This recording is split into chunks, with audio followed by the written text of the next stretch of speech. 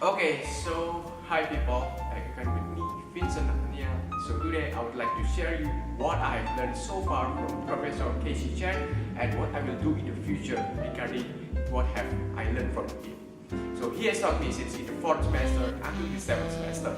There are so many things I've learned during this class sequentially from IBM, IMM, GSM, MND and G. So therefore my capabilities in knowing the worldview about the business, how to create a sustainable business, the strategy that need to be implemented by every company, and examining every step that implemented by most successful M&D has increased. So all of these courses that he taught me are bringing potential advantage for me to start up a new business. So without further ado, I would like to explain everything I learned into a framework which is called Action Learning Equation. Moving on the first action learning equation, which is what that refers to my self-awareness. It is to reflect about myself, to measure my strengths and weaknesses, to understand my passion in life. Therefore, I will use self-assessment pyramid matrix. On the top level of the pyramid, I'm using leadership self-assessment test to know myself in an organization, while on the middle level of the pyramid, I'm using Belbin's 9 team roles to test to know what is my core strength in a teamwork. And lastly, the bottom level of the pyramid, I'm using Big 5 personality test and the apprenticeship GET test and learning style test to know myself when working as individual. Starting from the bottom of the pyramid matrix, which is about understanding myself when working as individual. For testing my individual roles, I'm using 3 types of tests, which are learning style and apprenticeship GET test and personality test. The first one is by using learning style test. From the calculation, I found that I tend to be pragmatic, in which I put learning into practice in the real world, such as from the case studies, problem solving, and discussion. The second highest score is learned by doing, in which means that I gain knowledge by doing something like brainstorming, case analysis, and group discussion. However, I'm not a type of reflector yet, also theorist, since I'm less likely to learn by observing and thinking about what happened, and also understanding and the theory behind the action. After testing my individual skill by using learning style test, the second test that I would use is by using entrepreneurship GET test. From the test, it shows that I scored 56%, in which means I'm likely to have strength in some of the enterprising characteristics. Thus, my major strength is by having locus of control. What good about this is that I have the self-confidence and enterprising skills to open a new startup business. By having self-confidence, I would have the optimistic mind to develop my skills in managing the business and the management that I think could be improved. Therefore, I would have my own decisions toward my company without relying on others.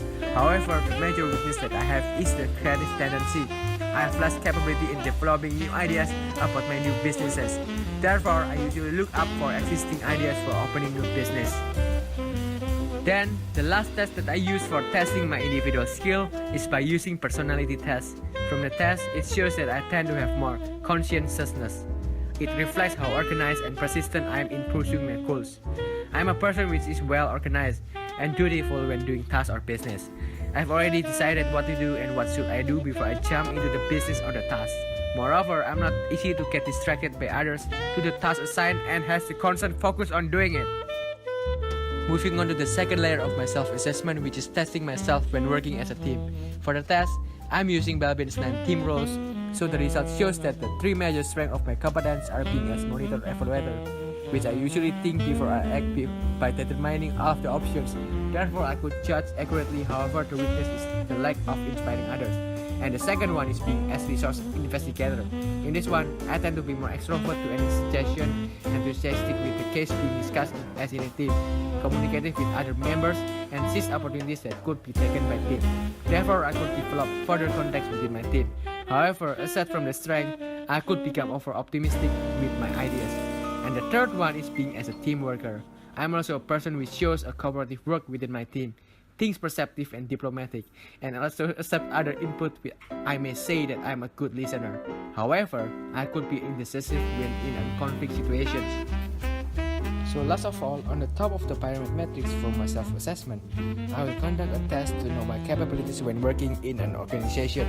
To test this, I'm using leadership self-assessment test. From the analysis, it found that I'm a person which prioritizes friendliness when working. I could build a good relationship within the organization. Therefore, each of the members could show a good teamwork. Having the capability in communicating well enough to every member in an organization will avoid any misunderstanding. Therefore, communication skill is needed. Lastly, enable to align people together in an organization to do what I command them to do. Therefore, togetherness in an organization could have been achieved. After knowing my self-development by explaining to what, then I would like to explain the reason of why I need to observe my self-development. To explain about this, I'm using 5 whys. Self-development helps to make yourself understand in individual, team, and organization way of thinking. Then the next question is why vital as core competence? Because each of us will have different results on self-development. Therefore, it is very unique. So then why self-development is the passport to the future? Because in order to develop and analyze others, especially in business world, you have to understand yourself first. So then why improve on self-development now? Because the longer you delay on improving yourself, the longer time it will take to improve your self-development into a better one. Lastly, why the benefit as perpetual? As we know that, we live in a world where people will never get enough for what they have. So every business owner will need this as basic understanding. So then, now I would like to explain the how to achieve my purpose in life in the future. To explain about this, I'm using SIU models, which is strategize, implement, and operate. So how to strategize? First of all, I make it step by step by achieving from the bottom of the pyramid matrix, which is developing myself as individual to be more expert and professional. Then moving on to the second layer, which is developing myself in a team to become the leader of the team. Therefore, I need to be more communicative and having a relationship management. So then finally I could become a successful entrepreneurship in an organization I made by having local adaptiveness. After strategizing, first I need to implement my strategy by know what to do to improve my knowledge and personal skill by getting bachelor degree, then having working experience in related field, then taking master's degree abroad to Stanford University, then ready to take Chinese course in China after getting my master's degree. And lastly, I'm prepared for the business opportunity by implementing my skill and knowledge I have got. After I'm ready with the knowledge and skill, then I will prove it by showing a good effort while doing internship. Therefore, I could be accepted directly in the workplace after I'm graduated. Therefore, I could also build a good relationship with every employee in there because I'm trusted by the company that I work to. Therefore, I could be the representative of the company to go abroad and market the products globally. And by doing that, I could also maintain a big network with other countries. So then, someday I could easily make my new own business go internationally. And last but not least, after successfully implementing my knowledge and experience in working life, showing good manners and personality by controlling my self-management is important. Therefore, I need to be able in controlling emotion in workplace, showing a good attitude in workplace, prioritize honesty and integrity, respects other input and adaptive to the situation, so others will also show respect to me that. And after I have successfully achieved in implementing that, I could successfully operate myself to become a successful entrepreneur just like my purpose in life after all. So actually, who have taught me all of these things including the knowledge, personal skills, personality and everything I got, the reason that I could have been this way are because of our parents, teachers and lecturers, my friends, and also the failure that I faced during my life. My parents are the one who taught me the basic knowledge in daily life, such as daily routines, how to behave, what was right and what was wrong back then. My teachers and lecturers are the second one who taught me so many things from the basic knowledge of my life until the most complicated things in life, especially in the business field. My friends also have taught me so many things, especially in helping me on doing things I could not do alone. Friends could be the things that motivated me to learn more. But last but not least is the failure. It seems that failure is something really bad and want to avoid it. But actually, failure helps me to a lot to be more extra cautious in the future. Helps me in knowing how to overcome the same problem in the future, and it improves me how to be stronger in the field. After knowing who, the next question is when. When does it start? When I should start make it happening? The answer is now, which is in my 20s. In my 20s from now, I will find a decent job after graduated. In my workplace, I would learn so many things from every function of job I will be assigned in.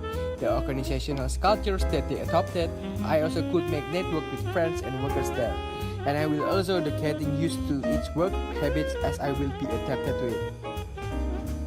So then in my 30s, I could then be promoted to be a manager in chosen department, and I will be in charge and trusted in important roles of the department. It is also my time to start thinking of opening new prospect business. Therefore, I need to save more money to gain more capital in order to open new business. In my 40s, I plan to resign from the current jobs when I have already have enough capital to start up a new business and have enough experience in how to organize the structure of the business though. I would like to pick up an entrepreneurship. Therefore, I will open up a small medium enterprise business first. And in the late 50s, with the goals to expand my existing business by opening new branches to other cities. Therefore, my business is no longer called a small medium enterprise, but becoming medium large enterprise business by owning more than 100 workers. But it is not finished. I will keep planning further to expand my business globally to abroad. Having a worldwide network within the other developed companies will inspire me to keep improving. Realizing my age is heading to retirement and will become more unproductive. Therefore, I will train my children to operate my business in the future. And then lastly, reaching to my 60s, I will expand my business globally to other countries and my business will become M&Es. Since I have trained my children to operate my business, then I believe that my children will be able to control and manage my business as I could do that since I was young and productive. As my business is becoming M&E, I will open the franchise of my business to investors that are willing to buy in other countries. But the question now is where it goes wrong between my facts and expectation that I have mentioned before. The plan and actual on self-development are not the same, where I still have far to go in achieving what I have already planned to. And last of all, despite how much I need to keep learning, as each day in my life, learning is happening when I gain experience in life from everything I got from failures or people. Therefore, I also gain knowledge from it. But until when I need to keep learning? The answer is until the rest of my life. Since learning is about improvement and improvement is perpetual, we live in a competitive world where everyone wants to be the best and beat one another. Therefore, learning is never ending. Okay, so now, conclusion, I've explained everything I learned from the beginning of my 4th semester until 7th semester and what I will do in the future.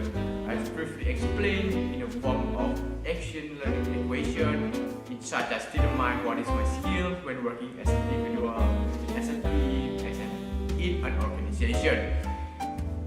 Then the reason why I should know and understand about my own self-development management 5 whys, and how by using the IFM models in which I strategize and plan for achieving my goals in life, and implementing a good relationship in the working life, and lastly how to operate myself in controlling my self-management.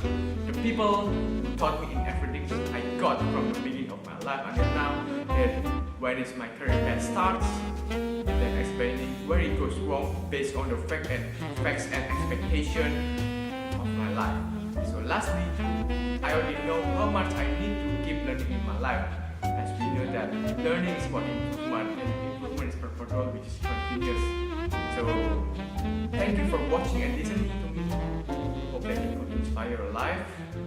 Bye for now. Cheers.